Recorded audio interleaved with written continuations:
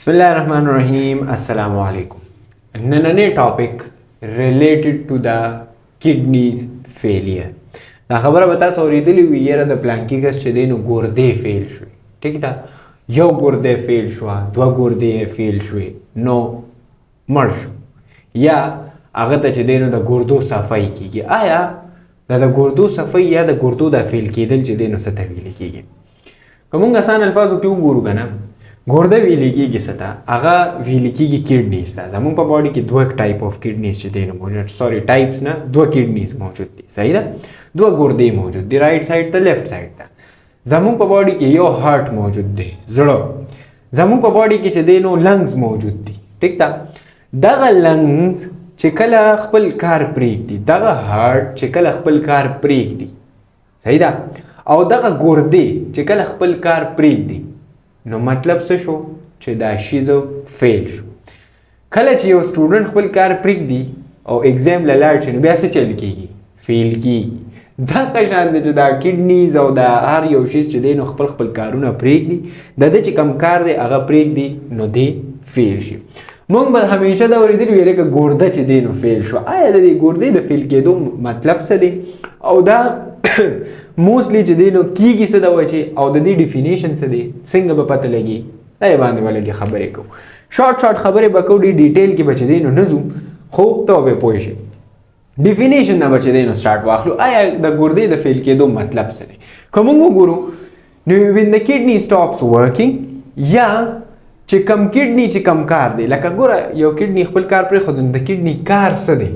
د کډنی کار دا دی چې زمونږ په باډي کې چې کوم ویسٹ پروډکټ دی یا ایکسس واټر دی، فلوئډ دی، هغه د باډي نه چې دی نو وباسي.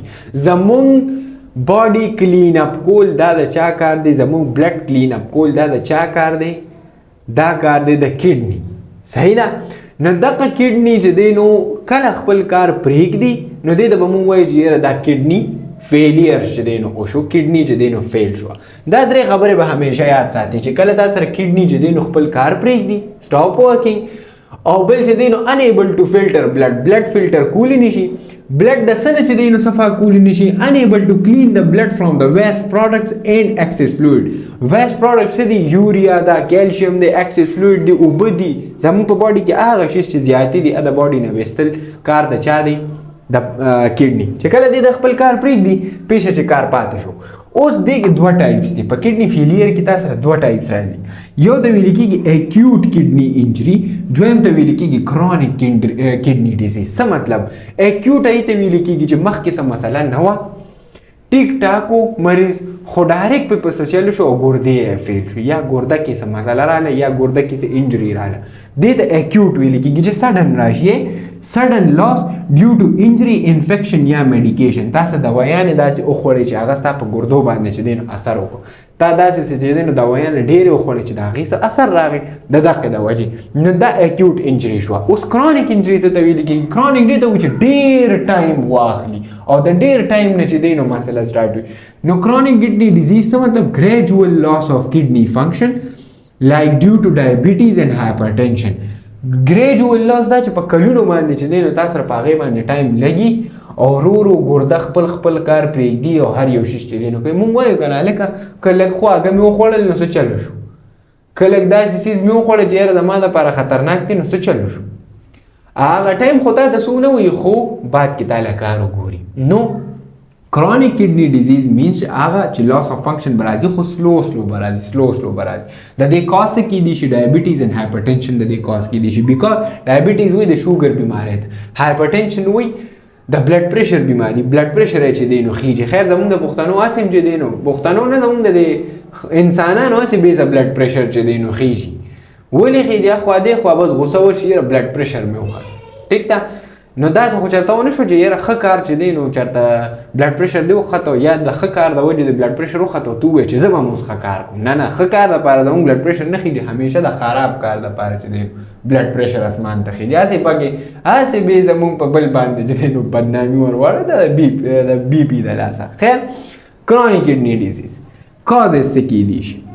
کازز مینز که اکیوټ دی که کرونیک دی، د دواړو څه کاز کیدی شي. نو ډایبیټیز ملایټس یې کیدی شي، شوګر د وجې کډنی بیماری راتلی شي. څنګه راځي ځان له میکانیزم نه پرېږده.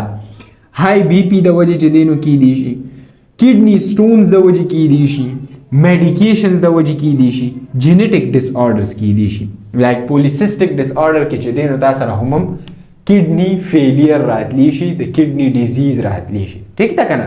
نو دا کډنی ګوره دا لکه یا خو به د اکیوټ د وجې تا سره کډنی فیل کیږي او یا به د کرونیک د وجې تا سره چې دی نو ګرده چې دی نه فیل کیږي. یا اکیوټ انجری رااله او هغې ډایرکټ خپل کار پرېښودو نو د دې د وجې شو، یا یو سړی بیمار دی او لږ لږ ګردې کار پرېښوده اخره کې بالکل صحیح ده. نو دا قشان سیمټمز به د دې سوي. تا ته به څنګه پته لګي چې یاره د یو کس چې دی نو ګرده کار پرېښوده؟ ګوره سویلینګ به کېږي، په باډي کې به ایډیما کېږي. دې ته مونږ څه وایو؟ ایډیما. دې ته وایي ایډیما. صحیح ده؟ ایډیما څه مطلب دی؟ چې ستا خپې لاسونه دا به وپړسېږي. ولې؟ ځکه چې ستا د باډي نه چې کم زیاتي اوبه دي هغه وځي نه، چې وځي نه نو ته څه چل کوې؟ ته به بیا چې دی نو ستا دا باډي به وپړسېږي. نو یو ساین. دویم ساین دا چې نوزین وومیټینګ کېږي، دا خو په هر ځای کې کېږي. بلډ ان د یورین به راځي، ټیک ده؟ اینډ شارټنس آف برث به راځي. شارټنس آف برث ولې راځي؟ دا یو وجه ده. شارټنس آف برث ځکه راځي چې ستا د باډي نه اوبه نه وځي که نه، نو هغه اوبه همیشه اکثر داسې کار وشي چې هغه راشي ستا پیپړو ته. چې کله په پیپړو کې اوبه راشي ته بیا ساه نشي اخیستی، نو په سخته باندې به چې دی نو ته څه کوې؟ ساه به اخلې. نو دا شارټنس آف برث شو. اوس دې ځای کې مسله دا راغله چې آیا د دې به چې دی نو مونږ ټریټمنټ چې دی نو څنګه کوو؟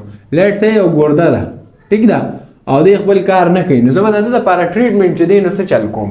نو ټریټمنټ خو په دوه درېو حالو باندې دی.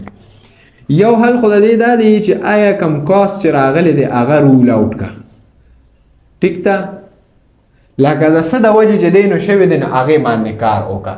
دویم تا سره چې دی نو دا کیدی شي چې ته دته چې دی نو څه میډیکیشن سټارټ کړي، ټیک ده، میډیکیشن چې دی نو سټارټ کړي د ګردو دپاره، د کډني سټون دپاره، یا چې دی نو چې کم کاز دی هغه ته ختم کړي. دریم تا سره چې دی نو دا کیدی شي چې ته به دته چې دی نو څه سټارټ کړي؟ ډایلیسس به ورته سټارټ کړي یا ډایلیسس به ورته چې دی نو سټارټ کړي. ډایلیسس څه ته ویلې کېږي؟ ډایلیسس دې ته ویلې کېږي چې کم ګند ستا د بلډ نه ګرده اوباسي، کډني یې اوباسي او هغه بیا ویستی نشي، نو د هغې دپاره ځان له یو مشین دی. هغه مشین ته به چې دی نو پیشنټ ور واچوي، هغه ته به یو کینوله پاس شي، چې هغه کینوله پاس شي هغه به تاله چې دی نو بلډ صفا کوي او واپس به باډي ته لیږي. دا کار د چا دی؟ دا د ډایلیسس. ډایلیسس به مخکې بیا وایي چې ډایلیسس ولې کوو، څه چل کېږي او دغه. نو دغه عموم چې دی نو تا سره یو ټریټمنټ کیدی شي. صحیح ده؟ بله خبره ده چې ته چې دی نو یو بل کار هم کولی شي چې هغې ته مونږ لایف سټایل چینجز وایو. لایف سټایل چینجز.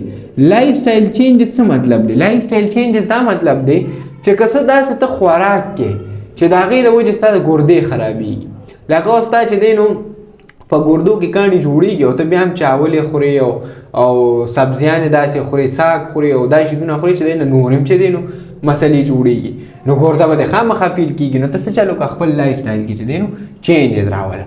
او یو بل کار هم چې دی نو کیدی شي چې هغې ته څه ویلې کېږي؟ کډني ټرانسپلانټیشن.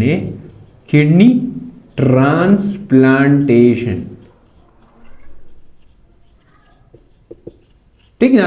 کډني ټرانسپلانټیشن څه ته ویل کېږي؟ چې د یو بل کس نه ګرده راول او یو بل کس ته یې ولګوه. خو دا یو شارټ ټرم چې دی نو حل دی. ښه خبره دا ده چې دې حد ته پورې چې دی نو خبره را رسېده.